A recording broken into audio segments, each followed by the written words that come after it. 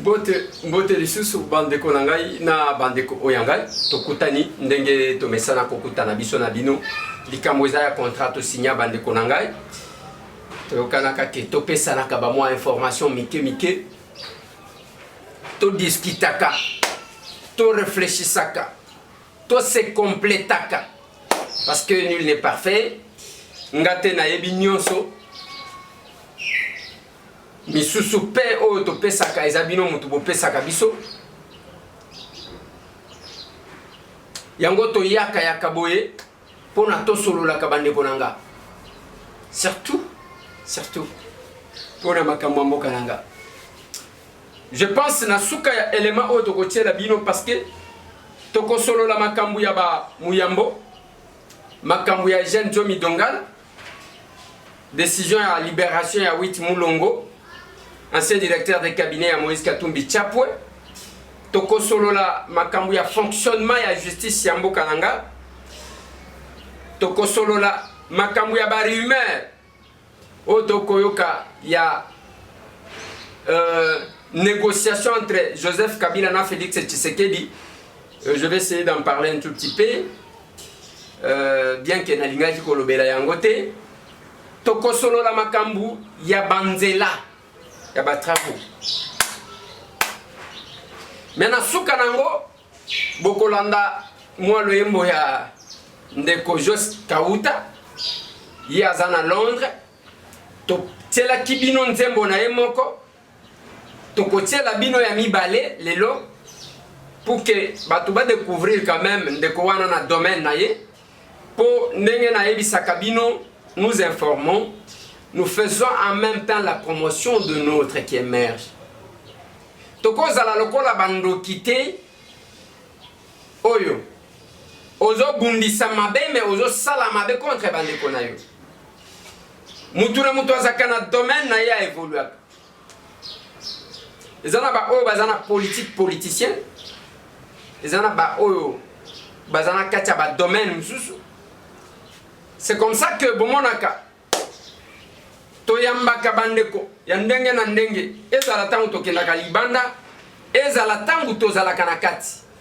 Quand j'étais à New York toyambaki mwana mboka Charmanto oyo yembelaki mboka na ye meti lelo nzembo yango ya Charmanto wana nazomona te bato bakosala l'effort boya yembeli mboka pona ko soutenir ye pona ko sunga ye pona ko encourager ye. C'est à peu près makambuto mona na 2011 ba musicien belé ba kwei moko alobité ngai pena kende côté à peuple côté à changement les lois za na poto Marie-Paul na ebité soki ezana batu bazali ko s'intéresser na ye lisusu. Nous devons apprendre à nous soutenir mutuellement.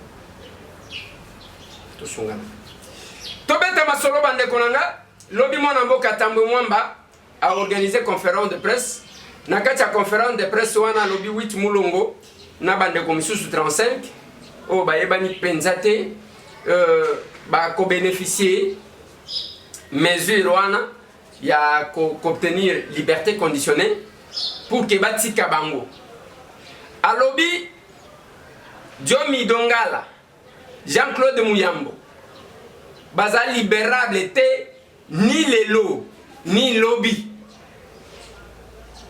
pour bango basala infraction de droit commun soki tolingi totika bango mieux vaut totika batu nyonso mais ba oyo batiki ba lobby eza pour des faits insurrectionnels na ba faits militaires tokoya ko réfléchir makambo soki na meki koyoka bandeko nanga malamu maloba ya Tambwe Mwamba eza koloba ke na mboka na biso soki olingi batosa yo soki olingi balimbisa yo un jour mema manduki parce que bayokaka obele mingongo ya manduki fait insurrectionnel n'a pas fait de guerre. Yango balobi balimbisi.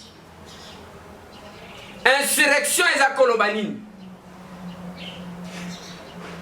péché nini to infraction nini Eugène Diomi Dongala asala o eleki insurrection.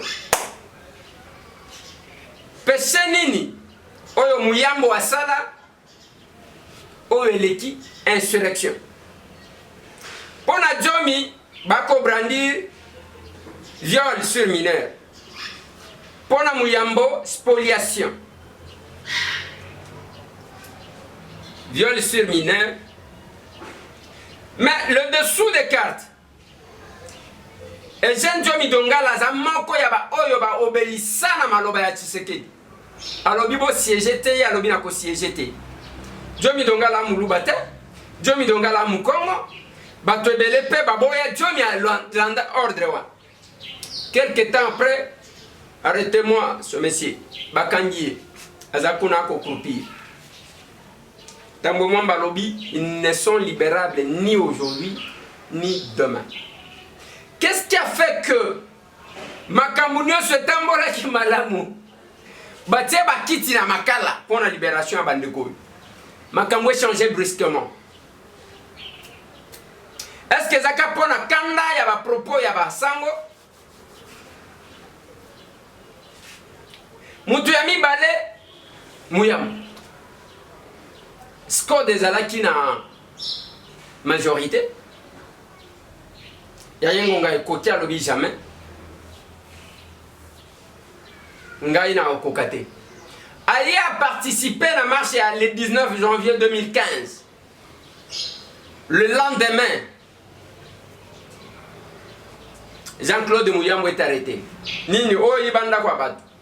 Maintenant kwa ibika kalelo mukolo ya marche. Tonda kwango ayibaka yango tango azalaki na kati ya majorité. Si tel est le cas, pona nini bozelaki kaka mutu aloba kete gestion oyo eza malamu te. Ça pose problème. Na tourner mon mutu. Wit mulongo bakangaka yeke baka bakuta ye na arme. Balobi bon, tozo libéré. Frank Diongo Chamba bako reprocher ye nini? Frank Diongo Chamba ye asala nini? Bakanga kiye na ba maître. Oyo azala kanaba. Ba maîtres ont été libérés. Dans un même procès, Oyo Diongo aza condamné. Ba libéré ba msusu. C'est pour dire que le dossier de Diongo Chamba est à vide. Mabe ya Frank Diongo. Ils allaient annoncer que bazana volonté à organiser ma pronomité. Bazana volonté à kolongwa te. Toma bena yeza kolata muniere ya rouge. To parce que l'état moini, l'état moloki. Ce qui te dit le contexte. Admettons que Mouyambo Ibanda Diomi a viola. Si ko infraction ni Frank Diongo sala oyo bokoli misal parce que to linga to comprendre balo bimo ça va. Oyo Ibanda kwa. Oyo asala boy. Motozo a Diongo lokola ye to kangaki ko ba militaire bakendaki ba kotelier biso to lobi ki akendaki ko séquestrer ba militaire to sala ning to tikaye. Mais ba to fait insurrectionnel botiki bang. Ba fait de guerre botiki bang. Mais ba oyo Diongo asala Frank Diongo asala ni. Parce que chaque fois que Diongo azalaka na problème azwaka téléphone aya bengi bakonzi. Mon général nazana mutu boy aya pesibini. Général mutu aye kokote langabu. Bozwa mutu na bini. Mais qu'est-ce que Diongo fait encore en prison? Batunaye babimisa bango parce que bamona kero kozate bien que ba maître misusu batikali bandicapé ya libela. Il faut batika la sikona système ya kosenga pesa ngai kabela ngai oh parce que maboko misusu ezika misusu commence ki ndenge nini. Mais Frank Diongo Chamba asala nini? Baloba na bino ki atelema beta mutu asimba mutu na nzoto Diongo asala nini? Soki balobi pona Diomi eza viol pona Mouyambo spoliation eza koloba nini bande konanga si je peux bien comprendre N'accord ya 5 ans. Eza na ba personne emblématique. Ndeba Muyambo, Ndeba Djomi, ba retour ya Moïse Katumbi, ainsi de suite. Dès lors que ba boy ko accordé ba lobby, ils ne sont libérables ni aujourd'hui ni demain. Ba kotika bangote. Eza koloba que l'accord ne sera respecté ni aujourd'hui ni demain. Ce que tu vas la voter pour nani. Ce qui bolobi que tu vas là, c'est dans le cadre de l'accord. Moïse Katumbi a kokaki kozonga, Moussa Nyamwisi a kokaki kozonga, et Jean Djomi Dongala a kokaki kozala libre. Djomi Dongala a gagné un procès sur le plan international. Moi, Mobali Wana, bozo mon avant. Ndege Mokona Franck Djongo Chamba, il a gagné un procès dans l'union interparlementaire. Il a déclaré qu'il faut bâtir comme moi, Mobali Wana. Ni décision de la justice sur le plan international, ils ont respecté. Ni Djomi Muyambo ne sont libérables ni aujourd'hui ni demain. Kasi Franck Djongo Chamba, Bande Konangai, il y a lieu de constater où est-ce que nous allons et qu'est-ce que nous voulons. Chaque jour que l'accord a été respecté. L'accord est respecté. Moko, et ça, moko ya majorité, tout n'a qu'ingai. Alors, bien de quoi dire, est-ce que Moutoyo, grand-mère, Moutouna est ça la bien? Narobi papa, bidona ye nege moko. Yondo ko ebisa biso parce que bidone ko sakadaye. Moutoyo grand-mère, Moutouna est ça la bien. Et ça pour la nini? Biloko muto akoloba ozo ka penzate muto azanga soni asila soni bande kona yo bako kufa wana uvira ozo lo bataille loko moko te o vandela ka koloba parce que yo se retrouvé. C'est compliqué, c'est bizarre. Nalinga kito réfléchir place one. L'accord est respecté. Ba personne emblématique. Il y a accord wana o balobaki ke ba libéré ban. On a libéré combien de personnes? Ba o bazalaki na dialogue wana. C'est que ba mona ki makambu wana te.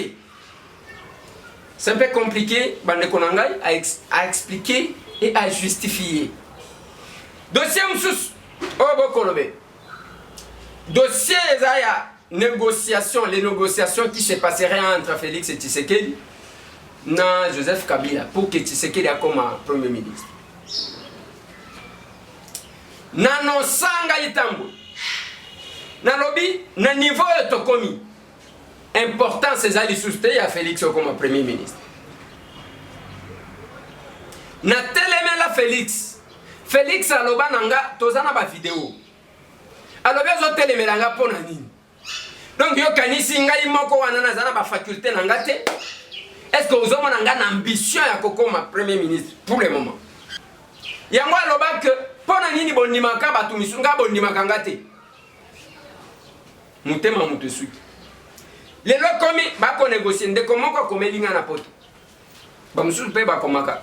Ezana batu pe bazaka na ndenge na bango. Même ceux qui alingi aloba eloko ya malamu. Mais ya koloba onka na ndenge amabe parce que amesana kofini. Yo Eliezer. Pour la ligne de la négociation entre Kabila et Chilom. To diffuse à rumeur te. Ndekonanga moko. Akomelinga lobi ndeko Eliezer. Makambu nini Félix alinga sala na lobi ndekonanga. Négociation wezo salema wapi. Parce que pour le moment Félix azakuna na poto. Biso to aliao. Baso sale lango kuna libanda. To bazo sale lango. Par des personnes, il faut te comprendre. Moi, je ne peux pas passer dans les médias diffuser des informations qui sont non vérifiables. Non, ça, c'est pas moi, Tam. Quand on veut donner des informations, il faut toper ça la précision. Félix, c'est certainement que c'était prévu à Zonga Lobby hier. Est-ce qu'à Zonga qui n'a évité? Mais négociation et je salé ma part intermédiaire ou bien tête à tête Félix Tshisekedi na Joseph Kabila. Bon on a qui information Mosengo akutani na Kabila. Après vérification ata bisika mon côté. Mosusu bima oh nani Olive Lembe akenda ke pas Mosengo a recevoir une minute abimisi. To vérifier wana mama Olive azana Goma Mosengo aza. Donc ce sont des informations biso to pesa ka ba information modèle warate bo comprendre ka biso bande konanga on diffuse pas to pesa ka ba to benga ka ba formalité. Quand on s'est donné des informations, nous avons essayé de vérifier musala na biso yango wana. Ce qui montre na précision, lieu, par quelle personne, l'heure, a ebisi biso ke na Félix a ko négocier. Neti awa, ngana cause la Félix, ce qui a zonga, na ko lukela bino Félix. Na ko lukela bino Félix. Mais sinon formons les atros. Isabelle. Bon. Moi je pense qu'on n'est pas au moment de la distraction. Tout ça quand même dans le moment où il y a Makambu. Il y a sérieux. Makambu Moussousou, justice Sambo Kanabiso, Noël Boutaki, le vice-ministre. Dans un conflit dans l'Emba, il y a Lupango. Il y a de guerre pire. Il y a des soldats à Zongi bat. Il y a de guerre pire, pas le parquet. Il y a des soldats Zongi. Si tu as un professeur et à droit, il y a un avocat. Il y a une injustice. Même alors, est-ce que Moussala est avocat? Et ça n'est pas de guerre pire. À tout na bango. Et ça y a qu'on vanda, qu'on réagit tout de suite. Si tel est le cas donc, tout ça à longa, mon avocat. Il faut se dire que au moins injustice, moi que ça les le dossier surtout bino, avocat et opposition bon mon passe. Ok, aux zones ici mon tolo qui peut pas soda. C'est pas comme ça que doit fonctionner. Mais les choses dans ce pays. Je ne pense pas que ça doit être ça. Ce n'est pas ça la procédure. Il y a quand même une procédure dans le domaine de Nabin. Makambu ya banzela bande konanga inazo zongelango parce que na lobaka na bino. Ba mususu ba mona kaloko acharnement. Kanenge bande ko mususu ba bengi na poto balobi yo pona nino betaka masolo ya Mobutu te. Papa, masolo ya Mobutu ngo ba betaka ngondenge nini. Chaque fois dans mes émissions Nathalie Sakabino que Mobutu, sous Mobutu, ba chinois baya, ba tongela biso ba palais du peuple, ba tongela biso ba stade, ba sala ba Mobutu a tonga ba camp et ainsi de suite. Ce qu'on tolo batolo ba ndenge. On a quand même des missions na biso te. Bolanda. Mais tangu tomoni mwana mboka Bruno Chibala Nzenza, vie Chibas. Bakitina Toma Luwaka na route Mokali. Bakeko inogire nzela esila te. Ngana tuna kibango boyebi bisika mbongo wangu ezo bongisa nzela wade utaki. Ni Toma Luwaka, ni Bruno Chibala mutu ayebite. Siko bokeko sali. Marche de santé récupération ba mona bino ke bozo kende kuno. Ko vande la mbongo ya bino ya ba libanais na ba indien na ba chinois boko liaka. Bo vande la mbongo wana. Ngana zo yibate. Mais c'est la concussion mbongo wana bazo pesa bino, c'est la concussion. Bazo kabela yo parce que ozaki toko tango ozaki ko vanda wana lemba bazaki ko kabela yo mbongo. C'est la concussion. Tango bakei na tuna ki mutuna wana ti lelo. Na loba na bino excellence monsieur le ministre et lancement ya ba travaux qui n'a jamais inauguré un seul mètre. Wapi. Wapi. Un seul mètre wapi ya misala na lança ki yango yo esili. La République n'a pas besoin de théâtre ou de lancement de travaux. Bino wana bokamati nzela le toke ko lancer ba travaux. Et après bino peuple bo telemi wana boko betaka maboko. On vient vous distraire. Quand on vient lancer les travaux, c'est qu'on est censé avoir déjà être en possession de moyens qu'il faut pour lancer la musala wana. Je pense que c'est logique. On ne va pas lancer les travaux alors qu'on n'a rien là. Alors ça sert à quoi? Et ça le la moi si azana Foufou te azana se multe azima ya foufou atena moto. Otena condiment parce que la farine va tomber le colanine. Quand on va lancer les travaux, on est censé être en possession des moyens qu'il faut pour ça. Stade. Kacha la bonzo ya Mbujimai. Tilelo. Ba travaux télé. 1 million de dollars au gouverneur à Lobaka et Kendawa. Si ko bande konanga, banzela babandi banzela embouteillage na Kinshasa mikolo moyen te. Bakangi avenue Colonel Ebe. Kota ifasiki nyoso waneza ya kokanga. ndenge bokomona wana boye na entrée ya mama yemu eza ya kokanga ndenge bokomona wana bokeli boso ya epa André Kimbuta na biro na ye eza ya kokanga bakangi kangi balabala partout après bazo sala eloko mon côté ba tracteur etikali wana ofongola bazo fongola te muto ya pesa ki mbongo azo sala encore parce que azomona clarté na lobaki na bino ya monsieur ya Katanga qui est derrière makambuana ba epsaki il faut ko tia mbongo il faut ko tia mbongo na misala oyo komona clair komona ezakop mais mbongo yango epimi allez comme ko kende na poche ya individu c'est comme ça qu'il y a la mouteillage mais personne ne bande kunanga wana ezana gombi ata mokonzi moko ta ko tuna ke banzela ba travaux etelema pona nini muto akotuna te bazo tuna te pona nini pourquoi cette situation ne vous inquiète pas? Avenue du Livre, Bakandi. Colonel Ebé, Bakandi. Embouteillage, comme ça. Pendant une situation, on est allé inquiéter Binoté. Yamana Tunaki, Bruno Chiba. Yomoto, ok, Yukuna, Yomano Zoken, Zoken, Bamona Yoke, Okeko, Inogire. Oyebi place mon webi. Pendant une boko tunate, Thomas Loa Kazawan. Pendant une boko tunate. Tokotali Sabino, Batravan, Wabakosal. Thomas Loa Kakena commencé à travailler sur Avenue Université. Tokotali Sabino, Didier Kikwaza en direct il y a Rond-Point Ezo. Tokozoye, Bolanda, Ndengeni Makamwezali. Et puis Tokotali Sabino Avenue Bongolo, Ndengezali. Didier. Boka Mwate, Awa, Tozala qui PCT, Tozala qui sent tout péter, Tozala Banzela Chika Pate, Tozala Bela Kishasa, Obozoma qui terre jeune. Ceux qui bakos Sarabino Genzela, Oesila, Nzela, Oesila, Tilelo Bande, Bazo souffrir. Pas si na Congolais à Kolia ya Koluka. Na Nzela Sus. Bozomo na Bilemo Tanzela, Oe Komelita, terre jeune de Komi Awa. Tozala bien la vie de Kishasa. Awa Zara Makadam, Tebita na Buka, Babuka Pona Nini, Babuka Poti la Gara Zelo, Bibo Toranzela. Nous avons avis à Bande, ba réaction à Bango. Est-ce que Bazo rappelle visite à Bakonzimoro, Ndenge route à l'université, Baba Boy. Tous ces bandes Moro Bolanda Bango na Bokebi vraiment. Mbote Ndeko. Mbote papa. Ah, Tozabe. Tozana université Ezo. Bon, on zela on est comme aboy. Est-ce que Bozo rappelle visite à Bakonzi ou bien Basundolo ou bien Bongsara? Tout le monde a visité à Moutouté. Bana Batika Boy et Tika Longa Boy. Et ça, combien de temps Batika Boy? Tu vois, il y a une année, Bana passé ça comme ça, 3 mois passé sur Moussala.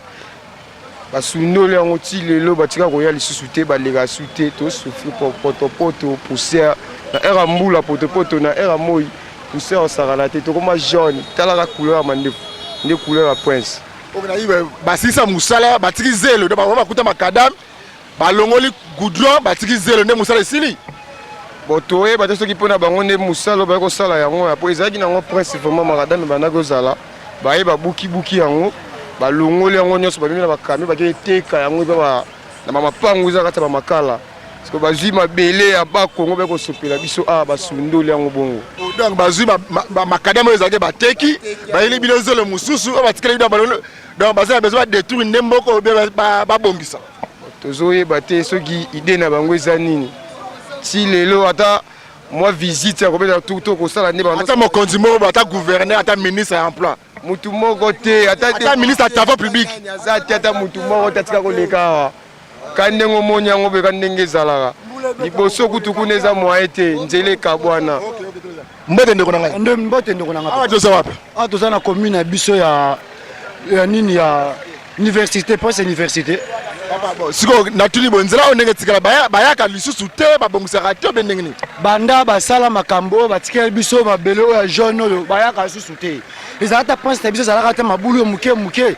te boza ndenge ya koleka kasi soki mbula ebeti mutuka eleka awa te okoleka te komi mutu amema ye 500 fois wakati na ngambo siko bakonzi bazolanda bino réaction ya bino eza nini bana ya komi na ngaba bana ya komi na kalamu réaction bino eza ndenge nzela na bino etikali kaka terre jaune boye bon nzeko po susi na biso ezali bakonzi na biso boteyela biso likambo oyo po biso mo toyebi nde tokosala te bino bozala balikolo haute niveau boyo bakoteyela biso soki etikala boye bino soki ebonga bino kasi nzela na biso ezalaki bien biso soki nzela ezalaki mwa goudron ezonga mbote ndeko na ngai mbote papa awa toza wapi awa toza na ezo nini eleka awa boye toyebi awa makadame ezalaka awa mais komi zelo lelo nini eleka awa juste bino mo bolongolaki makadam ou bien ndenge nini?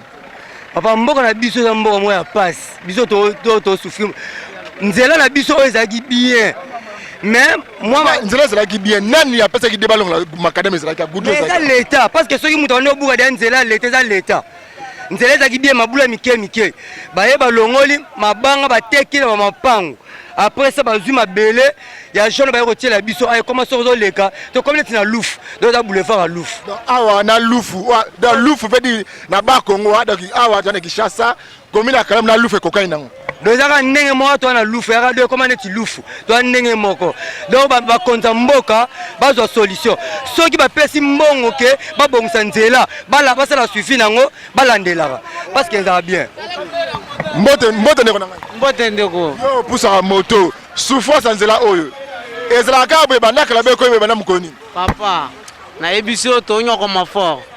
O to ne to sana banda ka usa me eko ça biso soni ya koloba parce que to mona ne to sana villa Kinshasa. Banda mukoni koma boy. Ah papa depuis août. Donc umeli mingi papa na ngai umeli mingi ya to mona bato ba nyoko le biso kuto bando bela to komo bela bato komo bela maladie bela to poussière de soit biso na zoto mais moi etende ko na ngai. Oui, mbote ndeko nanga. Mbote papa. Bon, réaction na ndenge nzela bino koma boy. Etikaka ka boye ba bongisaka ou bien ndenge nini? Vraiment papa est regrettable na mboka na biso. Na niveau principal za route université. Oyo eyebana ko banda kuna na Seraf. Si université campus. Route o bakipara yango te eloko te ba boka terre jaune. Lelo e koma soki mbula ebeti. Moya ko lega izate. Vraiment mboka ngo tozo kende wapi. Eloko za donc très important. Gouvernement central. Gouvernement provincial. Ouais, terminé pas pas le sommet. Un quinoa besus. Vraiment un quinoa. C'est ça. Le problème est très important. Atala na nous les cambu ya route université. Problème est à toujours souffrir mboula moyete et comme il loufou. Donc nenga na bibibo na lamba pembe. Nazo banga ta na kobima ta na ozonga ndaku. Poussière. Donc moyen kutu exact vraiment ba konzi s'il vous plaît biso to a peuple biso to pona rabino vraiment na façon ya boya ko abandonner biso na niveau boye bien ça ne va pas donc moyen te tozo kende wapi pe to komi wapi. Merci to komi place to komi ya to komi pe quitter sur le terrain bolanda olobi ba mama so basombi fumba mwamba bazwara na prince po ani prince koma Jonathan mwamba to somba lisu te na wenze to koma zwara mwamba to lambeli fumbwa ingénieur ambuya biso kalikili mabe akimana to nzela université to lela makasi bolugara solisi ambote papa ndenge bile ba chauffeur bo sara nzela bo consentaka nini bo sara bo mamituka bo sala nini. Ah, yo mo ozo mona to sa poto biso to ko sa na volonté na biso to poto bo mituka to yebi ke l'état za akosa nzela mais l'état yo mo yebi l'état kisasa na kisasa to asuna l'état te soki to lobby e komi o balobaka il fallait ko batika ngu ndenge ezalaki nango ndenge ezalaki bango baye babuki nzela eloko soki bozo sala eloko mbala moko basalaka mbala moko bango baye babuki nzela tala banda kwa batu tu babima na ba université batiaka su ba locataire te ba papa ba palo ba koma o souffrir biso ba chauffeur tala ba mituka lokwa to uti louf. Après, gouverneur de la ville a foutu à la droit, banine sur l'ota, nous avons la taille au Mongo. Tout à l'heure, le bataille, tout à l'heure, l'état est en boca, oh, mais un jour, il y a banara. Bandeko balandi ato komi wapi awa to zabongo na balabala mandaka bozo comprendre binomoko na Kinshasa to komi na ba oto ndeko benga kala ba petita mwana Kinshasa solo petita yoya ndeki mbuta gouverneur ville de Kinshasa après 38 ans na Kinshasa oyo mituka automatique zo bima ya sika mais yo zo sibiso mituka ya petita ba moto gizi bozo mona yango bino moko wana Kinshasa ekufi to ebongi Kinshasa ekufi to ebongi bandeko balandi ya to komia bozo na bino ba réalité to kiti lisu ko lisu to komia to kiti sur terrain to zo laksa bino ndenge ni Kinshasa ezo lamuka ndenge ni Kinshasa zo tambola. Ba moto gizi après ce qui 40 ans et donc sur la Kinshasa poli Kinshasa be ko sa solo e bebi we bana mukoni Angelo bebi banda kala bon même gouverneur ayaka ayaka dadien banda ba tali boulot rabu Yande Kimbuta ayaka tate ata ministre moko te ata mokonzi moko aya po ata nzela ekombo po nani ayaka te banda libulo esalama bamoto kobaluka mituka kokangama mai so etoni moya te. Ok, message nous avons passé par cause de l'Olanda, parce que va comprendre que nzela oyo eza ya kobeba tile ne babongisa yango te. Ah, to sa nini? Mboka ngo aboye. To lobani. Na moni ona ba kaska wa nzela oyo. Tozana lufu, tozana lukala ba tozana Kishasa. En tout cas, moyen to ebate so to na mboka ni. Soit disant tozana kini. Hein? La ko tangi ko moya Andre kuna Andre ala bande ko na bazala makala. Asa ko tala ba on quand même. Ako ya kutunde nini? Bande ngone bazala fulu bazolala la fulu. Nzela oboye. Yebo bala baza mona Kishasa. Kinwa nyosu azo sine ba petite avec motambola koto za sonité. Atika na okosati. Aza mona Kishasa wapi? Ya commune nini? So za mona Kishasa ko tika kini boye te. Amu tabandundu kuna uta bandundu aza mona Kishasa te. OK, réaction on ngenzele baby boy. Bosa na bakozi basani pona bino. En tout cas, bayo kata mama wa muke ba bongisa nzela opo université munene eza kuna na campus bangonyo so ebele batanga balega a conditions nzela vraiment ma plein ba mekana nu ba mekana ko kanisa so ba bengi bango médiocre o ba fingi bosko bazo sala ka c'est ça médiocrité Mbote ndeko na ngai. Oh, ngenzele baby boy ndeko na message nous avons passé bandeko bazolanda biso.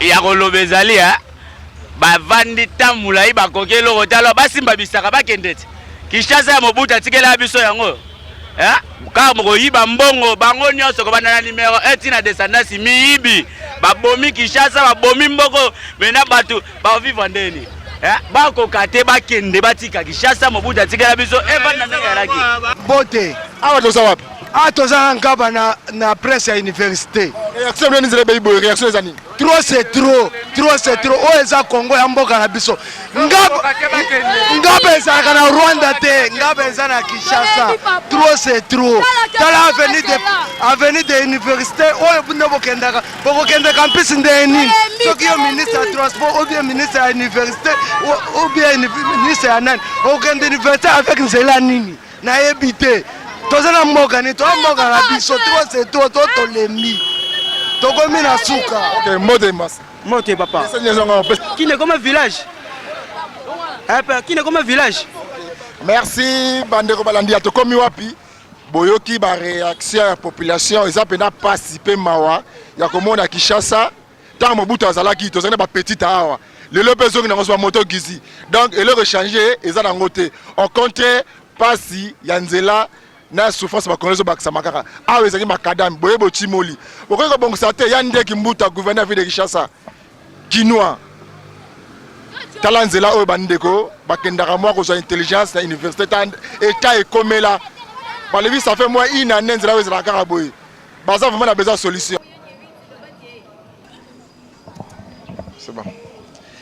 Merci beaucoup na mwana mboka ndeko leze toza toujours na système lisu likola lisu awa tokiti bongo na commune ya Kalamu na baba bengaka bongolo da ba mituke outrame Kinshasa ni matete elekaka mingi nzela oyo bomoni oyo toza na manjilité toza besoin na océan Atlantique mais toza bien les bien la vie de Kinshasa oyo za dirigé par le gouverneur le haut sommet Yande Kimbuta tala province na yo to bandaki bana na commune Makala Ngaba awa toza na commune ya Kalamu toza na avenue Bongolo obozo na sima ya manjilité eza tout bien macadam oyo eza troué et puis ebongami na maya Kalamu rivière nde toza réaction bandeko ya Bongolo makanse mo ezali pour ba fanda kaka boina solo yo ba vivaka kaka boyo to nini na microbe poti faut dipeza musikate na Kongo ngobe bozui ezalaka mingi te ba malade ya boye traitement eza wapi ba traitement za refule ba futaka mbongo toza na bandeko réaction bandeko mbote papa awa toza wapi toza na Bongolo ndenge bo vivaka boye bandeko no eza musikate bozo teka pe biloko kolia